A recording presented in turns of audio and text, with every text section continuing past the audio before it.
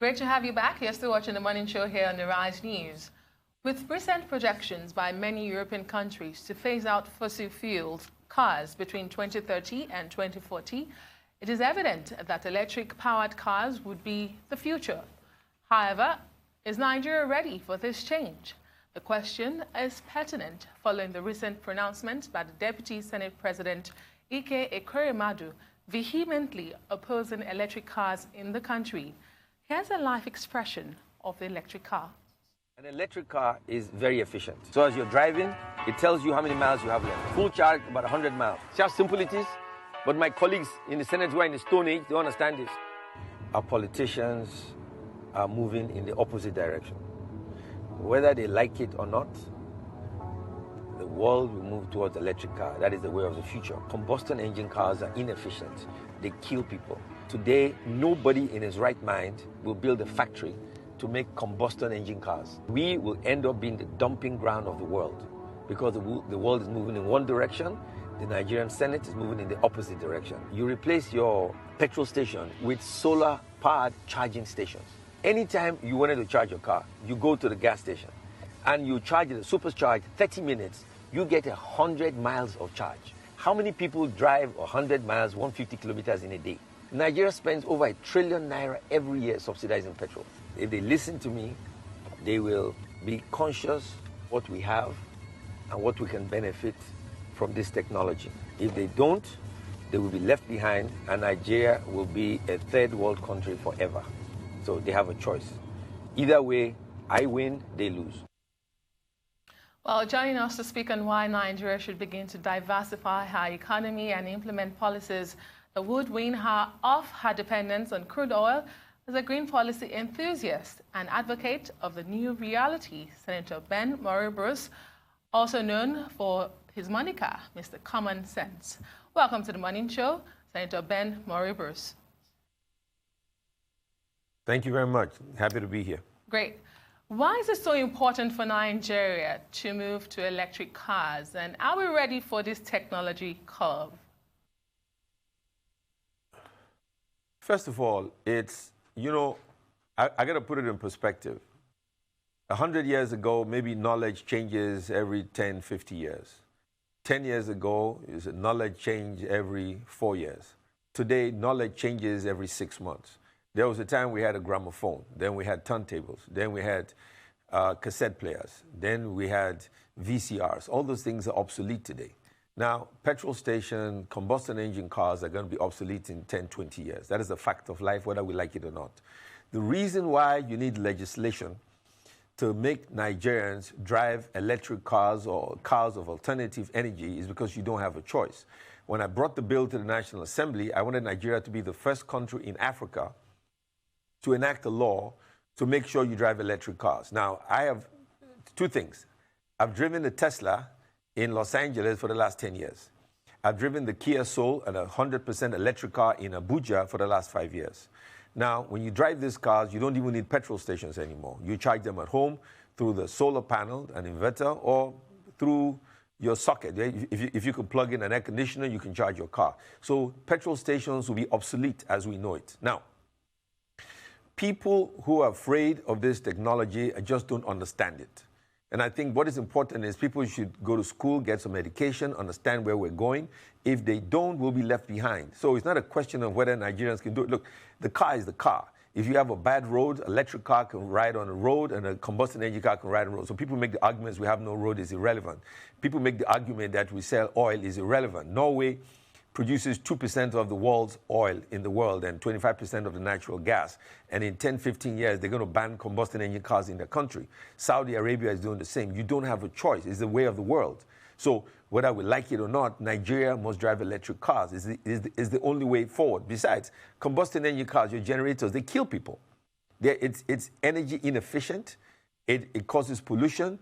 It destroys the environment. It is not healthy for you. And let me tell you something that's more important.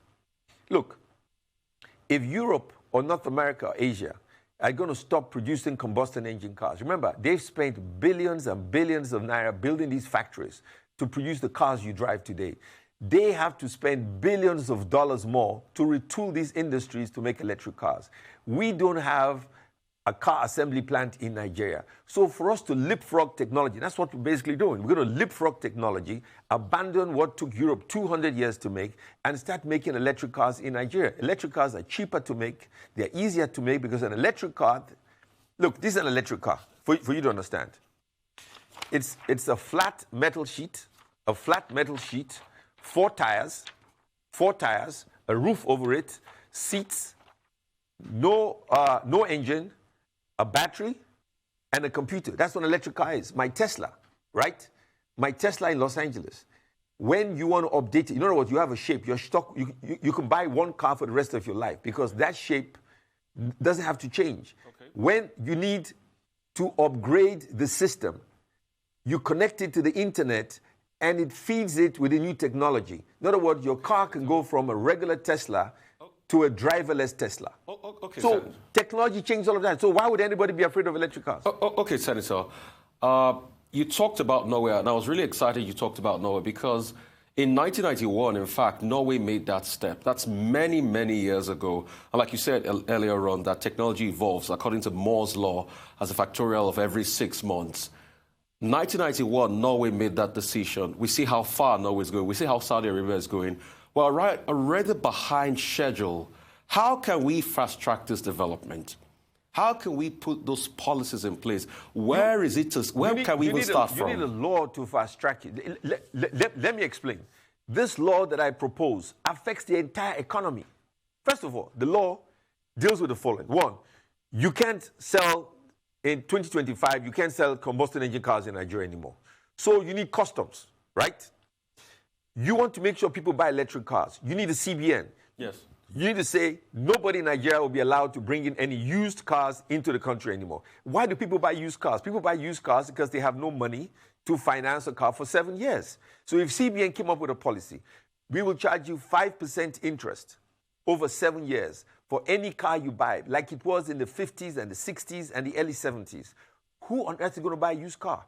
And we encourage people to buy electric cars. And we give you 7-year facility, 5% interest. The average civil servant will be able to buy a car. More important, so you need customs involved. Electric cars, when it was introduced in California, for instance, it was 0% duty for cars that were imported and cars manufactured. They gave you tax breaks. If you bought a car, they gave you a $7,500 tax break, for your taxes. So they encourage you to buy an electric car because it was the way of the future. So you need the CBN, you need customs, you need the Minister of Transport, you need the federal government, you need the Federal Executive Council. So it is not a law for just one parastatal or one department. It covers the whole economy. And let me tell you what's going to happen. My Tesla is driverless. So I don't need a driver. Autonomous. The car can park itself. The one I have in Nigeria, I bought it 5 years ago. It does 100 miles a charge. The new Kia, the Kia Reno that just came out, does 350 miles a charge. I can do 500 kilometers a charge. Who's going to run 500 kilometers in a day? Okay. In Germany, you can charge the cars you drive on the street. Ford has just invested $500 million to make electric trucks. Whether you like it or not, that's the way of the future. You need laws to force Nigerians to move in that direction. You don't have a choice. Your refineries in Warri or Port Harcourt or Kaduna, these are obsolete. Nobody builds a refinery today. Nobody in his right mind is going to build a refinery today. What are you going to do with a refinery? It's a waste. It's a useless investment.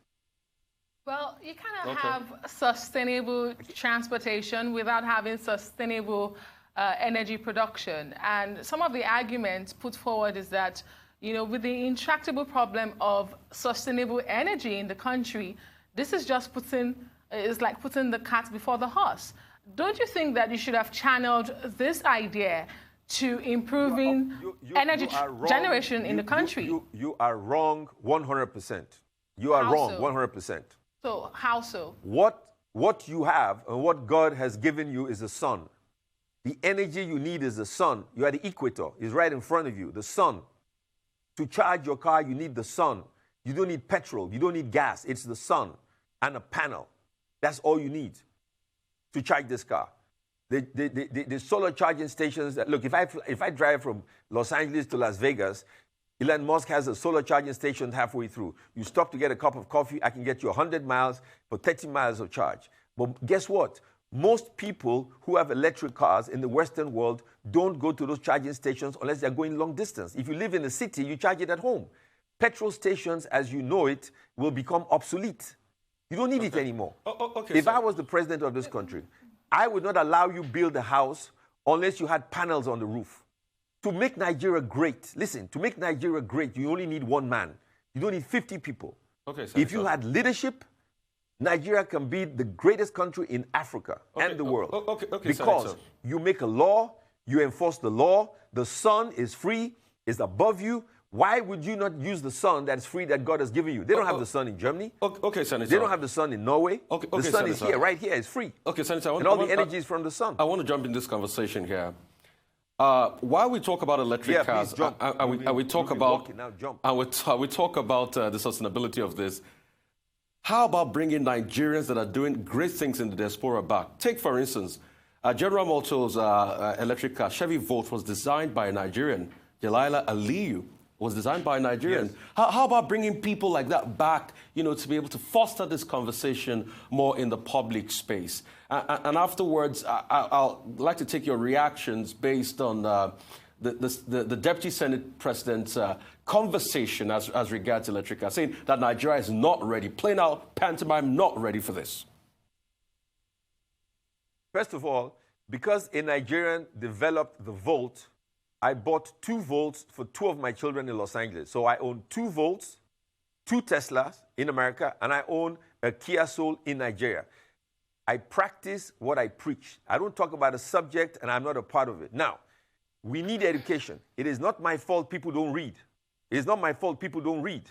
People got to read. When you travel abroad, you see what happens in the world. You don't travel abroad, stay in your hotel room. I travel with politicians abroad, they stay in their hotel room, then they get a Nigerian to cook for them and bring the food to the hotel. I said, why don't you eat the food in the hotel? Sometimes I don't understand how we think. Okay, listen, let's go to it. What I'm talking about, you can Google it, it's on the internet, it's available. I mean, now my bill was declined. Maybe it was a good thing it was declined, because now we can have a conversation. You don't have a choice. The Senate must pass that bill at some point. The executive, President Muhammadu Buhari, and his team, and the Minister of Transport must understand that this is a subject that is not going to go away. It doesn't care what we say. They need to understand this subject will not go away. We are going to be confronted with it. Nigeria can be a great developed economy if they listen to me and if they understand that this bill must be passed. Nigeria must run a green economy. Nigeria must drive electric cars, whether they like it or not. It's not going to go away. Whether they want to go to school or not, that is their problem. If they want to live in the 18th century, 19th century, 20th century, that is their problem. I live in the 21st century, and I'm encouraging them free of charge that this is what they have to do. They don't have a choice. Well, Senator members, I asked you earlier if this whole idea was not putting the cart before the horse. And like Deputy Senate President Ike Ekweremadu said, we are a mono economy based on oil. Will this not hurt the economy? He says, if we force people to move into electric vehicles, you also need the economy to diversify to other sectors. You need the oil revenue to diversify the economy. I don't understand. This is a mute conversation. If I gave you $1 billion now to make a VCR, who's going to buy it?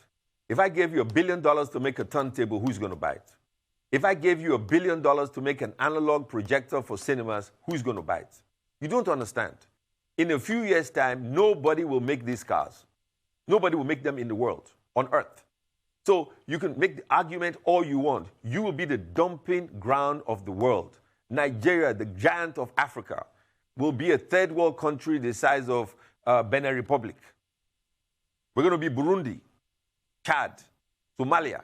That is what you're advocating. It doesn't matter what you think. We don't have a choice. That is where the world... I drive an electric car in Abuja for 5 years, and I've not spent a penny on maintenance cost. It has no engine. You've had this car. There's no carburetor. I do remember you unveiled one electric vehicle at one of your events, Man of the Year, about 4 years ago. If you had this innovation... That's the one I drive. Exactly. Why did it take you so long to introduce the bill? Because there's a queuing system. There's a queue. You send in a report, you wait. We are freshman senators. Those who rank over us, they had a chance to get their bills across. Look, I've had 4 of my bills turned down. I have independent prosecutor turned down. I have a bill for neighborhood watch turned down. I've had a bill for rights of return turned down. My bills make you think. If I had a bill to say I want to build a university in the village, I would have passed. All my bills make you think. You have to think to understand what I'm talking about. All my bills have been turned down. All. Right? And I'm proud of that because I'm going to make you think. I'm going to get this conversation. We're going to get into this debate. And in the end, I'm going to win on every count. Senator, real quickly on this. Yes. You say your bills were turned down.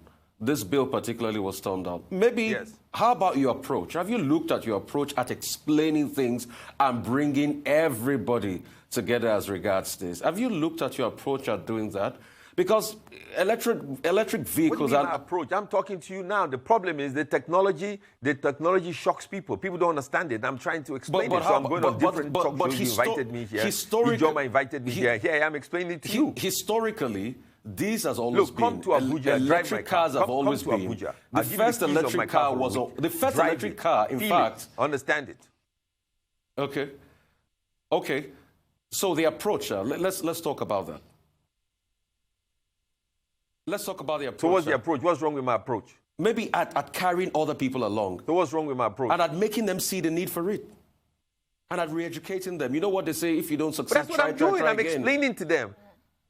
Look, after my bill was defeated, yesterday, Senator James Manager, he's been one of the longest senators, he came to me. He said, Senator Bruce, you are right.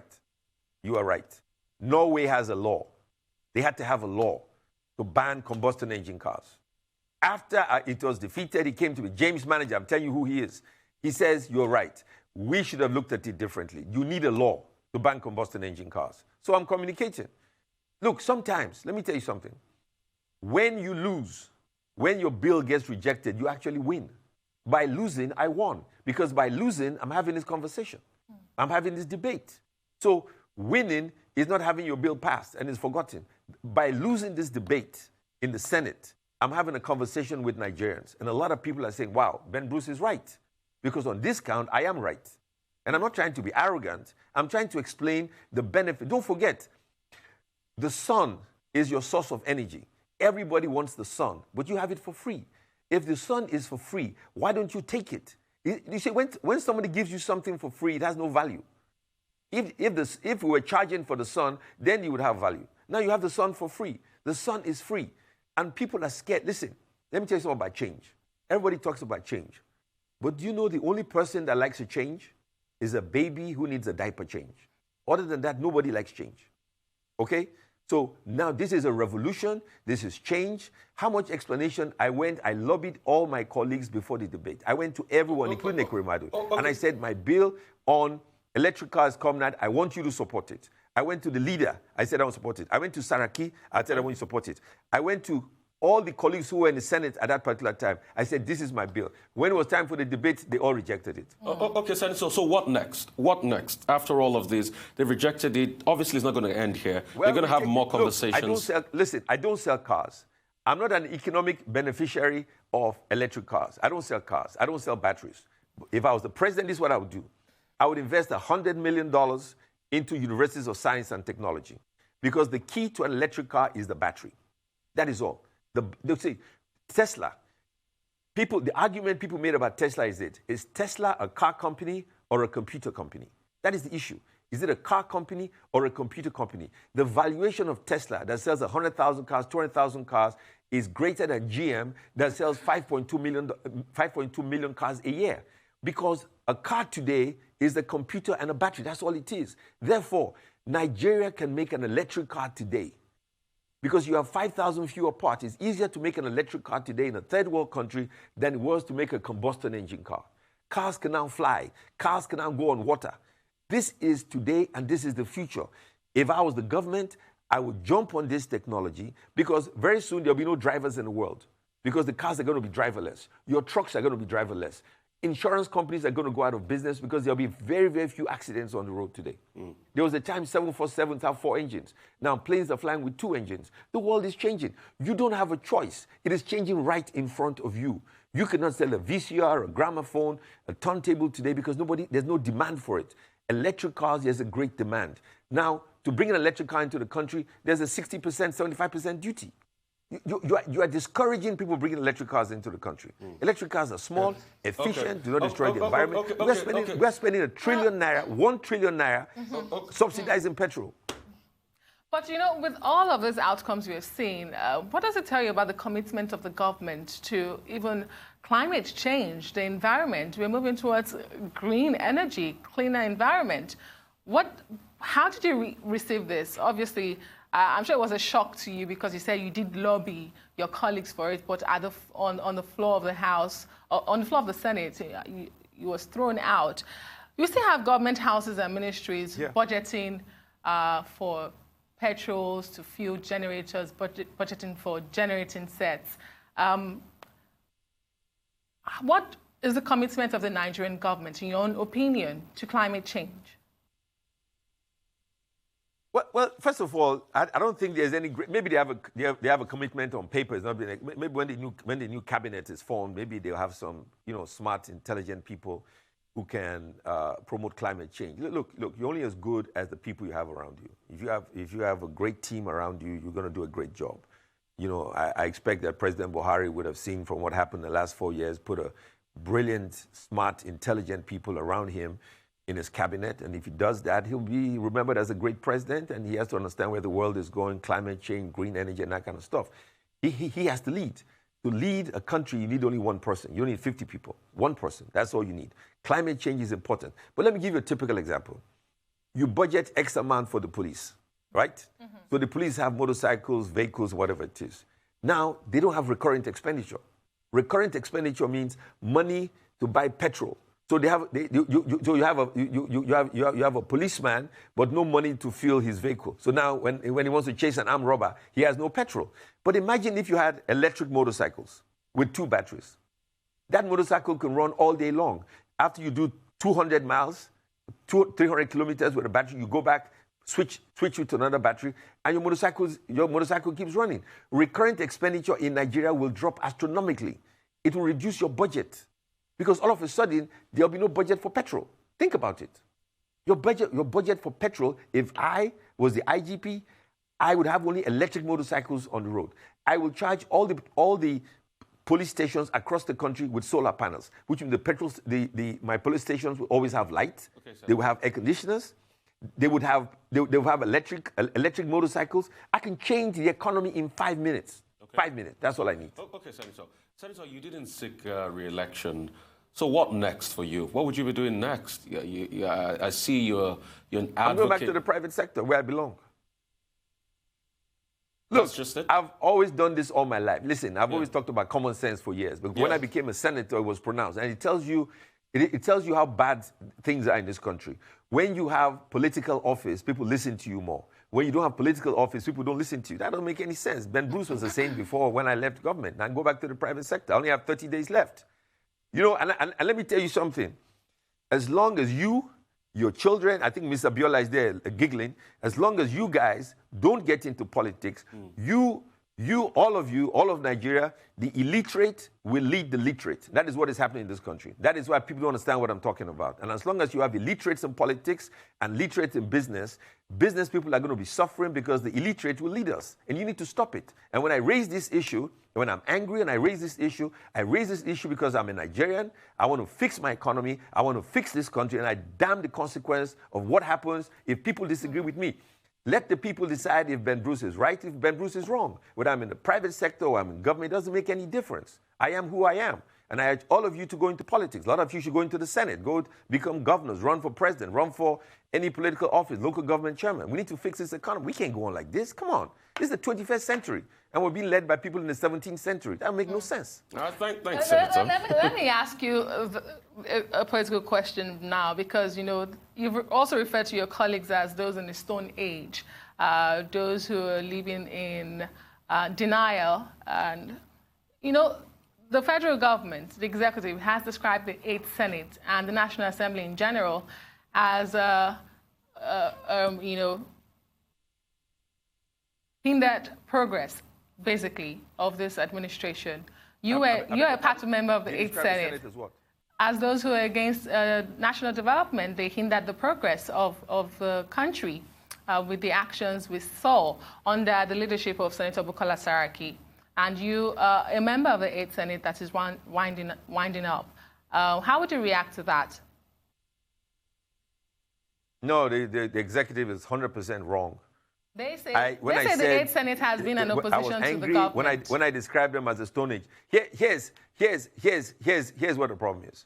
When you sit down with 109 people in any environment, 109 people, you will find, take Senator Adeyeye. He's the oldest senator. He's one of the oldest in age we have. But Senator Adeyeye is a 21st century senator. It's not about age. He's a 21st century senator. I got guys there. Look, in the Senate, you have people who live in the 18th century. There are people who live in the 20th century. And there are people who live in the 21st century. So you got to figure out a way to work with them. Just how they were raised. It's just their environment. So Senator Adeyeye is a 21st century guy. Shehu Sani is a 21st century guy. There's one guy from Kano, he's in the 17th century. Okay, fine, that's life, that's how we have it. But we had a constant battle with the executive on issues that were trivia at best. The issues that divided the executive and the 8th Senate made no sense to me because all I cared about was my country, and I don't care about who holds the position. If you want to fight us because you don't like who is the Senate president, but the Senate president did nothing wrong in terms of how he led the Senate, how can I get involved in such a fight? That's silly and petty. I'm not going to get involved in such a silly fight. Okay, fight because who is the Senate president? First of all, how much power does the Senate president have anyway? He has some powers. He doesn't have powers over life and death. We make laws. So I don't want to get into a silly debate about who should be Senate president. No, I don't care. I didn't run for Senate president. I didn't run for any political office in the Senate. I was not interested in any of them. I just wanted to be a good senator, and I wanted to be a senator for my people and for all of Nigeria. That was what was important to me. I didn't want to get involved in any of that stuff. It doesn't matter to me. I will never seek that office again. Yeah. Okay, Senator, thank you so much. We'd like to say a very big thank you for your time and, coming here to grace us and enlightening us more about electric cars and the future of this country. Thank you so much, sir. And a lot of luck in battles to come.